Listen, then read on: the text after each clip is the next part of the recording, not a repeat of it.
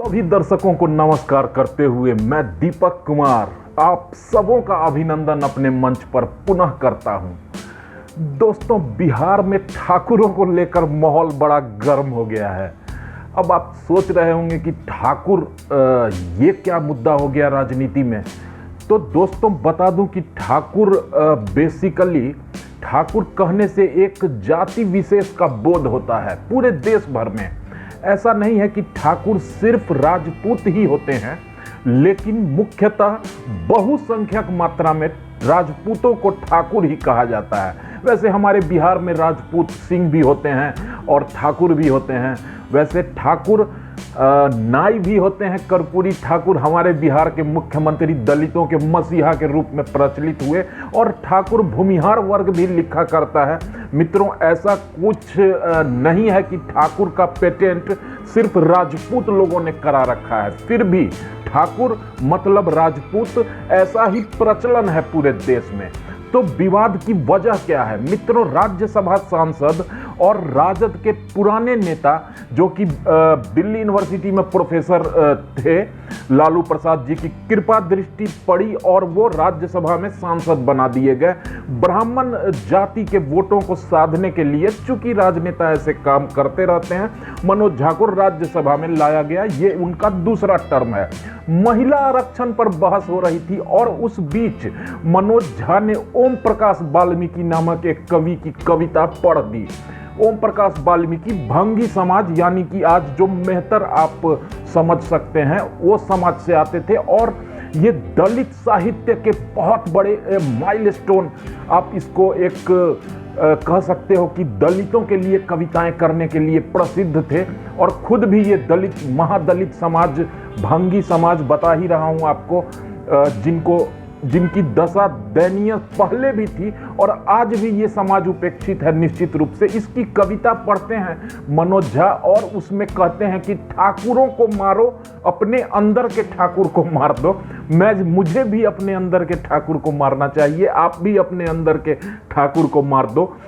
बड़े बहुत ही घुमा फिरा के बात करने वाले मनोज झा जो हैं, लच्छेदार हिंदी बोलने वाले मनोज झा ने ये जोड़ दिया था कि मैं किसी जाति विशेष को नहीं इंगित कर रहा। इस कविता का मैं प्रशंसक हूं, इसलिए सुना रहा हूं। हर आदमी में एक ठाकुर है और इस ठाकुर को मार देना चाहिए।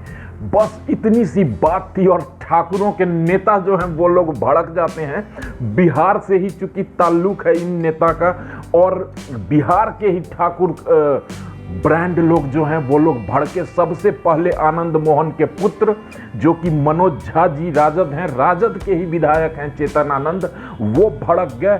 उसके बाद आनंद मोहन भड़के। उसके बाद एक कद्दावर नेता भाजपा के नीरज बबलू जी, पूर्व मंत्री, वो भड़क गए। भड़कते भड़कते तो उन्होंने यहां तक कहा कि मैं अगर राज्यसभा में होता, उन्होंने ही कहा था, नहीं, आनंद मोहन जी ने कहा कि अगर मैं उस वक्त राज्यसभा में होता तो मनोज झा की जीभ पकड़कर बाहर निकाल लेता और सभापति की कुर्सी पर फेंक देता। तो इतना मामला बढ़ चुका है मित्रों। देखना बड़ा दिलचस्प होगा कि ये क्या मोड़ लेता है। राजद के ही नेता ने ऐसा बयान दिया कि ठाकुरों को मारो, और राजद के ही विधायक और उसके पिता बड़े नेता आनंद मोहन जी, ठाकुर समाज के बड़े ब्रांड, निश्चित रूप से बाहुबली रहे हैं। एक बहुत बड़ा प्रभाव रहा है इनका राजपूत जाति पर खास करके, और राजपूत ही खास करके भड़के हुए हैं। वैसे आपको बताता चलूं कि राजपूतों के भड़कने की बात नहीं है। हर जाति को इस तरह की बयान का जो संसद में दिया जाए किसी जनप्रतिनिधि के द्वारा, उसका विरोध करना चाहिए। क्यों किसी जाति विशेष को इशारा करके उसको मार दो, ऐसा बयान दिया गया। ये मनोज झा वाचाल है, ये बहुत ज़्यादा बोलता है, इसलिए गलत बोल जाता है कभी कभी। अगर ये थोड़ा कम बोले तो निश्चित रूप से संयमित और सही बात बोलेगा। ठाकुरों का भड़कना स्वाभाविक है। ठाकुर सिर्फ राजपूत हैं, निश्चित रूप से राजपूतों को ही इशारा किया था उस कवि महोदय ने। और अभी की बात करूं तो ठाकुर बहुत सारी जातियों में लोग लिखते हैं, लेकिन ठाकुरों का मतलब एक जमींदार, एक सामंतवादी प्रवृत्ति, एक अत्याचारी इस तरह की भाव भंगिमा दर्शाने की कोशिश मनोज झा ने की, जिसकी निंदा करनी ही चाहिए, निश्चित रूप से मर्यादा में रहकर। मैं ये नहीं कह रहा कि उनकी जीभ खींच के सभापति पर फेंक दो। आनंद मोहन जी बड़े नेता है, कुछ भी बोल सकते हैं, हम लोग विश्लेषक हैं और निंदा करते हैं मनोज झा के बयान की। अगर ये कविता है भी तो अपनी जगह है, इसको संसद में प्रस्तुत करने का कोई जरूरत, कोई आवश्यकता मुझे नहीं दिखाई पड़ती। वैसे कहा जा रहा है मित्रों की आनंद मोहन और उनके पुत्र के गुस्से की वजह मनोज झा जी की कविता नहीं कुछ और ही है। विगत 2-3 दिनों पहले आनंद मोहन जी लालू प्रसाद यादव से मिलने उनके 10 सर्कुलर आवास पर पहुंचे थे, लेकिन 10 मिनट बाहर खड़े रहने के बावजूद भी लालू यादव ने मिलने का टाइम नहीं दिया, सिपाहियों ने दरवाजा तक नहीं खोला। और आनंद मोहन जो अपने मिजाज की नेतागिरी करते हैं, अपने अंदाज और रौब के लिए जाने जाते हैं, गुस्सा होकर वहां से निकल गए थे।